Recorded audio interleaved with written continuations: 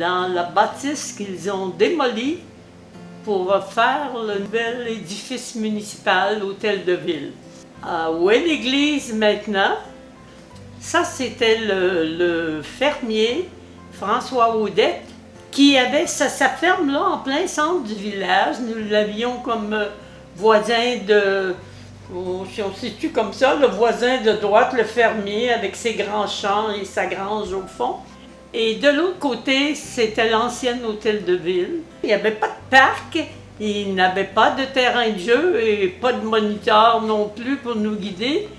On était 4, les filles de Alice Fournier et de Mathias Gilbert, qui étaient propriétaires de l'épicerie-restaurant qui avait là.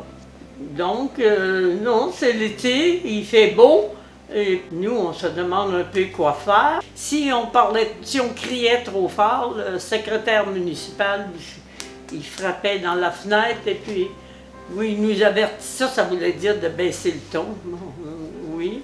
Nous, on allait chercher notre courrier et nos journaux au bureau de poste. Je vais peut-être vous dire qu'on y allait souvent dans la journée. Elle était très patiente, la maîtresse de poste. Une y allait, y a-tu de la malle? Non, il n'y en a pas. L'autre, il retournait l'après-midi. Tiens, ça, c'est... Bien, on va jouer à ça. Ma mère conservait dans l'épicerie-restaurant, surtout du côté de l'épicerie, des journaux. Ça devait être la Tribune. Et puis, elle gardait ça en dessous du comptoir. Moi, j'ai décidé que je sortais ça dehors, ces journaux-là. Et à côté, le voisin lui avait un beau champ d'avoine. C'était doré, c'était beau. C'était à notre hauteur, puis à notre portée, c'était voisin. Fait que là, moi, j'ai décidé que je faisais des rangs rurales dans cette belle place-là. On avait... C'était tout moi qui organisais ça. J'étais la monitrice, moi, déjà. Après avoir fait toutes sortes de beaux chemins dans la belle avoine de M. Audette, là, j'ai décidé que j'installais mes sœurs à différents endroits avec une boîte à mal. Et puis j'ai dit, moi, je vais être le facteur et je vais passer et vous livrer les journaux. Fait que là, la tournée n'a pas été très longue, on s'est vite fatigué de ça. Fait qu'on a tout laissé, ça là, les journaux à grandeur du champ d'avoine, l'avoine écrasée, pareil comme après un gros orage. Mais c'était pas un gros orage, c'était nous qui avions passé. On a vite laissé ça là, puis décidé, bien, qu'est-ce qu'on ferait d'autre, donc là. Mais le fermier est monté à l'avant où était le restaurant, puis il a raconté à ma mère qu'est-ce que ses filles avaient fait. Oh, bien là, on était piteux un peu.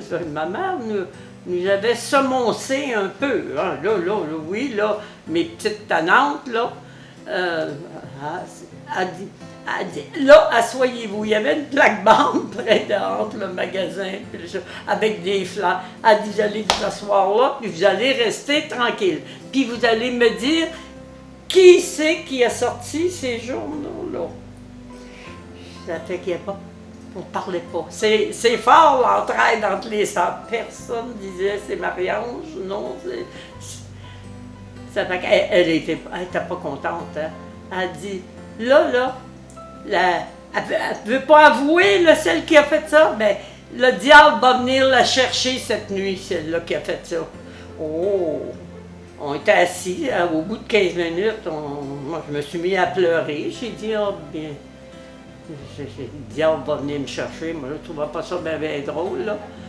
Ça fait qu'une de mes sœurs, elle rentre pour dire à maman, Marie-Ange, je pleure. Ma mère, je pense que dans les 15 minutes qu'elle avait oublié nos mauvais coups, elle dit, mais qu'est-ce qu'il y a encore? Pourquoi qu'elle pleure?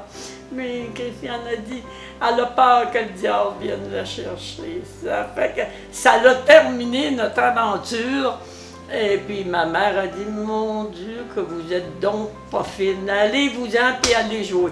Ça fait que je me suis dit, pauvre maman, quand je pense à ça aujourd'hui, je me dis, pauvre maman. Ça, elle devait avoir hâte que l'école recommence.